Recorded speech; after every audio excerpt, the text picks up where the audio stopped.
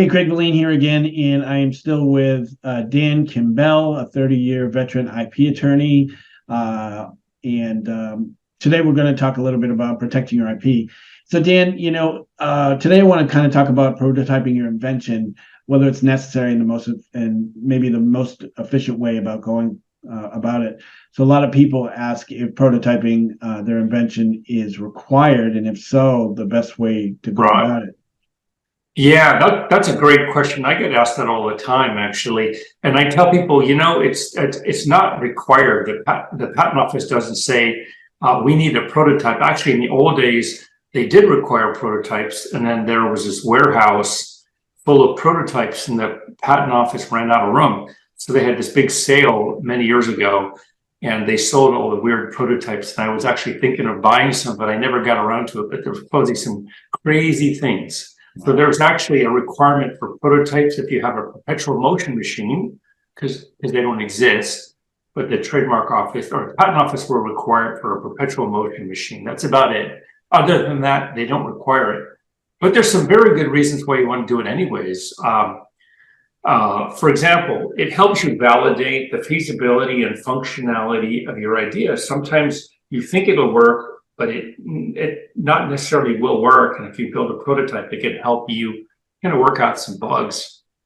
Another thing it allows you to do is get feedback from your customers or potential customers, and this can lead to improvements in your design. Maybe you think it's got all the bells and whistles and it's what people want, but you find out it's not actually what people want, but they might share with you, hey, this would be great if it had this little additional feature, or if it was simplified, or maybe the design was better. So yeah, feedback is great. It also helps you communicate your inventions, concepts, and features with stakeholders such as inventors, investors, and manufacturers. If you can actually have a prototype and show somebody, they can say, oh, now we understand. Most people don't really get it. You think they understand, but they don't. Right. But if you show them the actual prototype, they can pick it and touch it, play with it. They go, wow, this is really cool. So yeah, that's another reason. Another reason it helps you identify and mitigate potential risks and challenges early in the development project. So maybe if you had an idea, it looks great, but when you build it, you go, oh wow, this actually is going to be really hard to build, or it's going to cost too much. So it'll help you say, I need to redesign it because it's not going to work, or it's going to be too expensive, or it's going to break. Just a myriad of reasons why prototyping could help with that. And lastly, it can support the patent application process by providing tangible evidence of your invention's uniqueness and functionality. Again, it's kind of related to the last reason, but sometimes when you build a prototype, you can really realize things you didn't know before, like, hey, it's really hard to do it this way, but by making this tweak, it allowed me to make this prototype work. And sometimes that could lead to improving the patent application, like adding a feature, an element, or eliminating something that you thought was essential, but you realize, hey, I don't actually need that. And, if you eliminate parts, it can make things better and cheaper and more reliable. So yeah, that's a good reason. Yeah, our friend Les Connor, was creating he works with the ready-mix industry, concrete industry, and he had an existing product. And through feedback through his clients, they said, do you have something smaller? We don't have time sometimes to get out and do the whole thing. And so he realized that the cover of the bucket that he created could actually serve as the bucket. And it would save time. It'd save like 10 or 15 minutes instead of them having to lift the bucket, And right. again, you don't need to know what I'm talking about here, but he got that feedback from his clients. And they said, so the existing product still works with some clients because they go through a thorough washout of, their chutes and all that stuff. But for the people on the go, there was this, extra little thing, put the cover of the bucket, hang it up, and then the tube runs down, and it's basically a mini version of the full system. And he only got that information by getting feedback from his current clients. Yeah. I mean, the advice you get from your clients or potential clients is invaluable. Yeah, and in fact, that's where he gets most of his ideas, is from comments from his existing clients. And the fact that he was in the industry as well, that also helps. But Yeah. excellent. So, what are some different ways or the best ways to make prototypes? Okay. Well, there's a lot of variety. You can go from you can make it out of cardboard and scotch tape and rubber bands and tie wire and duct tape.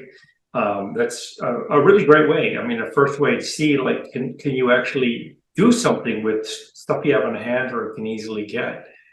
Another way that's a little more sophisticated is like 3D printing. We all see that now. You basically you program it, you have a CAD file, and it prints out plastic, and you can make really complex things with 3D printing. And actually, 3D printing is being used to manufacture now, not just prototype. Yeah. And you don't necessarily have to have a 3D printer yourself, or even make the file. You can have somebody create the 3D file for you, and then some company will print it up for you.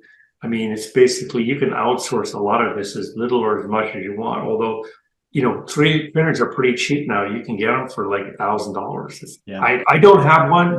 My daughter used to have one, and she made all kinds of cool stuff. But it's definitely a toy that'd be fun to play with.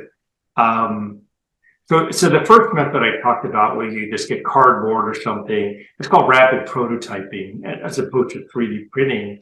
There's another way, it's kind of related to virtual prototyping, and a lot of times with sophisticated software, you can actually build and test something using software. So auto companies do this now, where before they go to the trouble of building, expensive machinery and building prototypes, they actually design it in a computer, and the computer software can actually test it to see, like, is it going to work? That may be a little bit outside of the realm of most people, but that's another possibility. There's another concept that's really important, and I'll throw out this term. It's called minimum viable product, MVP, not most valuable player, but it is maybe your most valuable player.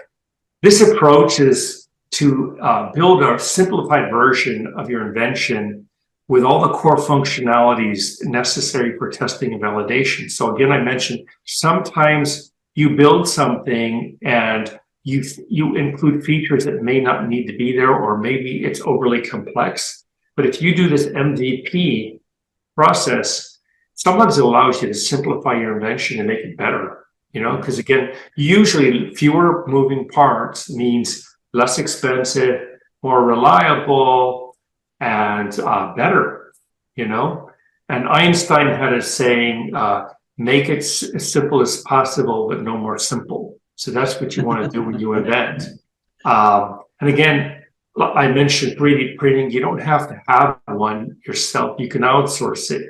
So let's say you really don't want to get your hands dirty. You say, I know this product is awesome. I'm going to just have some prototyping company build it for me because I know it's going to work. I don't recommend that as a first step, but you can certainly do that. There's tons of companies who will do that for you. They're happy to take your money. So, and maybe after you've tweaked it and it's going to work, you can build it. Let's say you want to go and sell it to somebody, and you have to have something that looks like ready to produce. You might outsource it to have a product that's just like, whiz bang, and it's all pretty, and it's ready to go. It looks like you actually can start producing it today. So outsourcing is appropriate in that case. So those are different ways to prototype. Yeah, we have 2 engineers in our family, 2 nephews, both graduated engineers, and they both have 3D printers in their house. So yeah, they create things for the family. Those are often Christmas gifts. Yeah. A cheap way to do that is you can take a class at your local community college. They have 3D classes, 3D software, and then a lot of them, they have even clubs where they these maker clubs, and you don't have to do a community college. Some cities have maker spaces where you can join and use their equipment, and I think some public libraries actually have things you can check out, even 3D printers. I know public libraries now, they have for rent or for lending sewing machines and all kinds of stuff. So it's pretty incredible time we live in. Yeah, that's awesome. So question came up, how does prototyping help in minimizing development costs and risks? Yeah, that's another great question. First of all, like we mentioned, if you prototype, it can help you identify, design flaws and functional issues, and then allows you to make adjustments before it's already in the production. You don't want to make a change after it's already been in production and you've got molds and dyes. It's too expensive. So do it early. The earlier you can make a change, the better you are. Again, another reason it lets you gather feedback and market validation, and that reduces your risk. Again, you may find out there's not a market for it, or maybe for something that's slightly different than you were thinking of, and that's the norm, not the exception. Really is.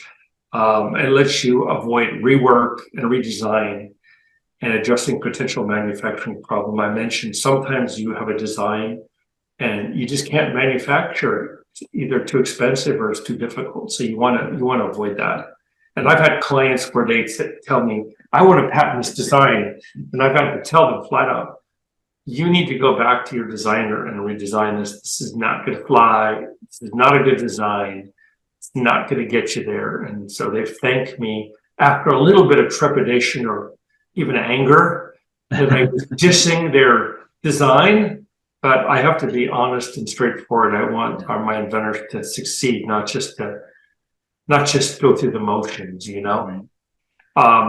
Another thing is testing different materials, components, and manufacturing process to optimize cost efficiency without compromising the product quality. So that's another reason for that. And then, attracting potential investors and partners by demonstrating a work to prototype, like you said. If you have the actual thing, there's little left to imagination. Say, this is it. This is how it works. Look how great it feels. And we can do it. We can build it. And there's going to be a market for it. So you should invest or partner with me. So those are the reasons. Yeah. That's awesome. Great.